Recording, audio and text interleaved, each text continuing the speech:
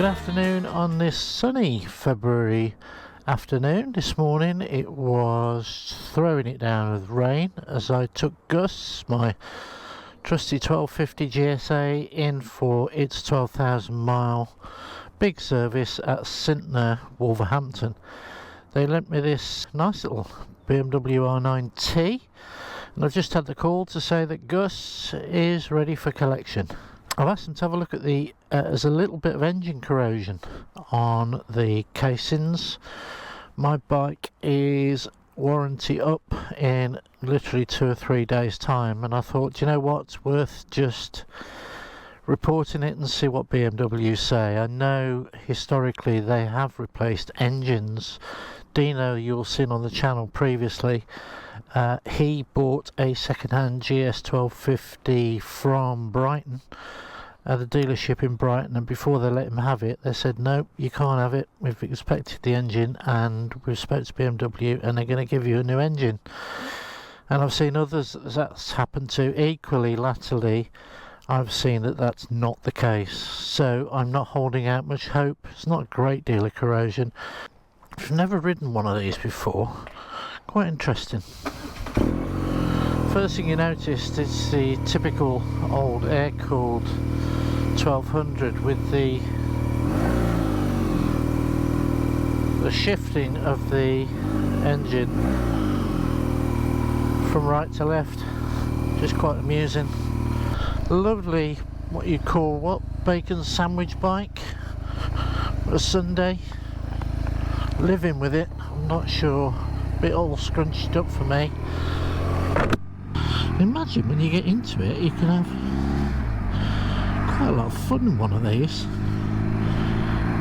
have to say, just getting on it, riding it back, feels a lot more pleasant than when I was coming home, but in fairness, the weather wasn't good, it was a bit of a trudge. But actually, feels quite good. I love these bar-in mirrors, and I noticed on the way home there was no vibration in those at all, and considering it's air-cooled boxer twin, didn't really experience any vibration.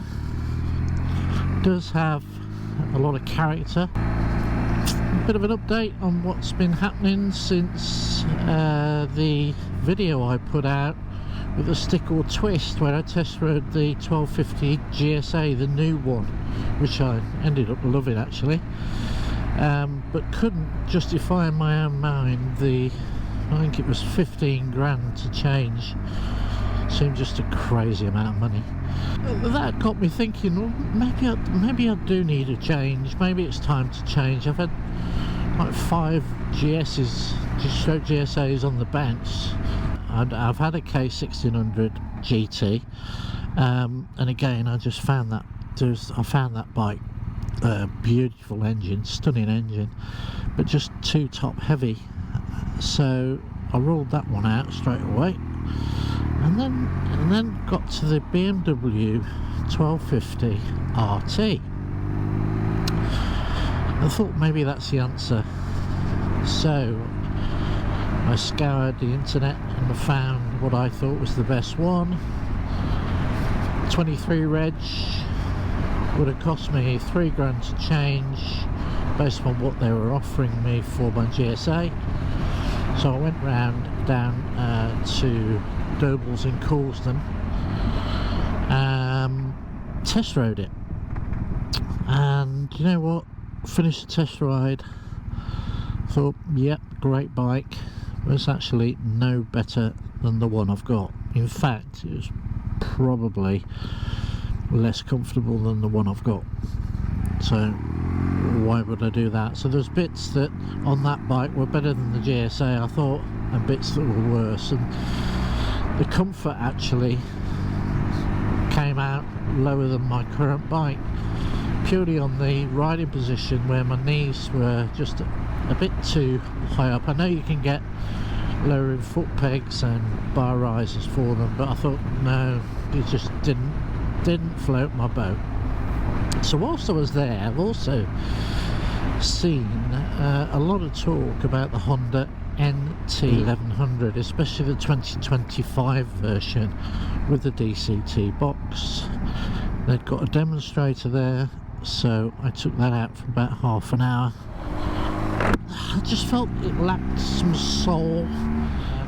Just going back to the BMW RT, one thing that did stand out to me was the adaptive cruise control. That feature I thought was absolutely fantastic. Anyway, back to the Honda. The DCT box was sublime. The only question mark I had about it was I didn't think it worked well with the 1100 engine. And subsequently I've seen a video where Mr. Dunflyer test drove the NT1100, I think the older model to be fair, the DCT box, and he said exactly the same as I did. The pairing of that engine to the DCT box did just not feel right. I could imagine the 6-cylinder Gullwing with a DCT being absolutely perfect, but for me anyway, it didn't work on the NT1100. Nice bike, but again not for me. But some news about the new GSA.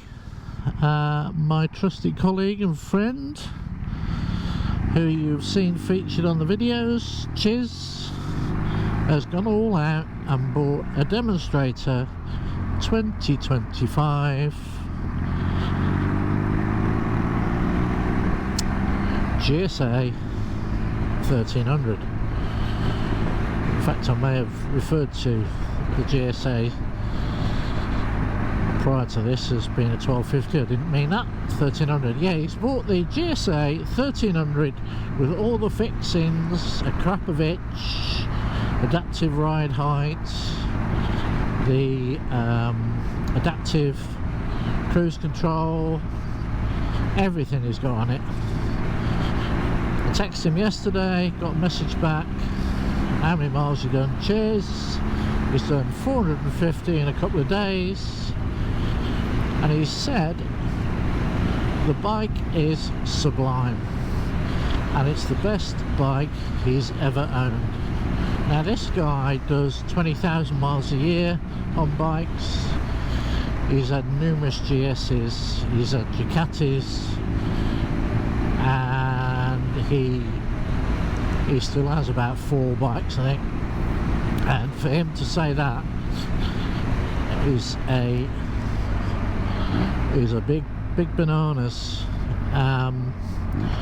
He's had the, I don't know if I mentioned, he's had the ASA, and interestingly enough, he's and I've read this on another number of other sort of tests. He's ended up, whilst he's got the ASA, he's clearly using the manual shift, or the paddles, or however you do it, whether it's the shifter on the foot, I'm not sure, but he's clearly using that more than he is in terms of the auto. I need to have a chat with him why he's doing that. I think it's something to do with the way the box works and gets you up through the gears quite quickly.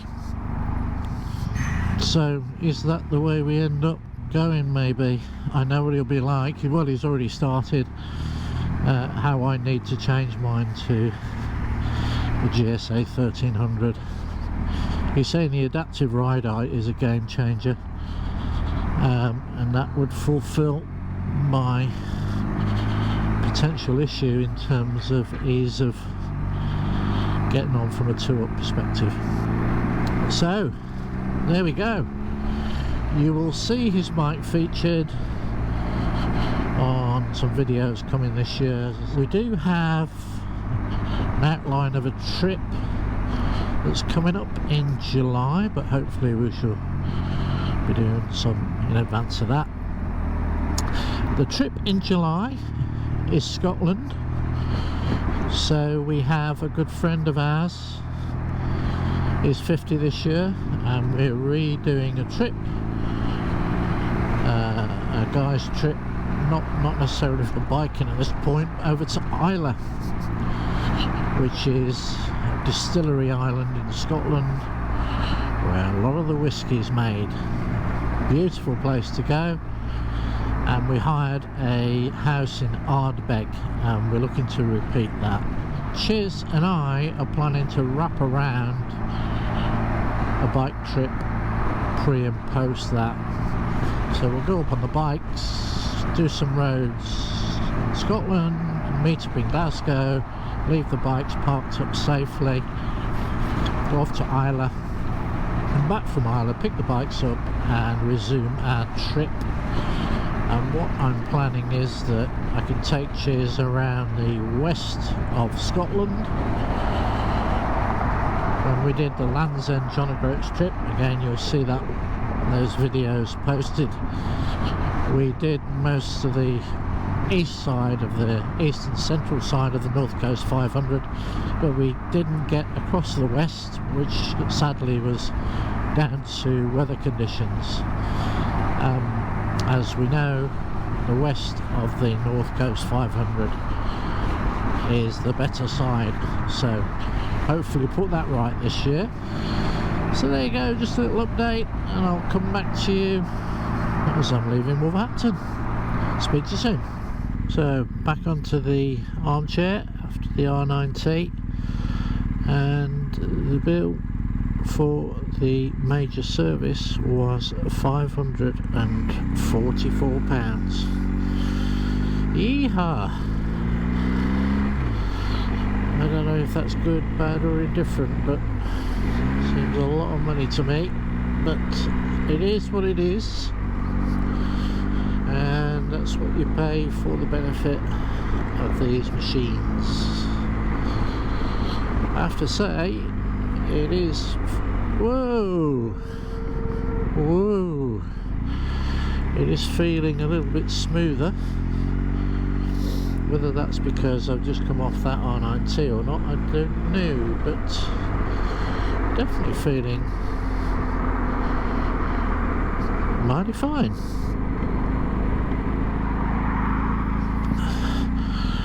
On the corrosion front, they've taken photos and they are going to submit them to BMW and get a response.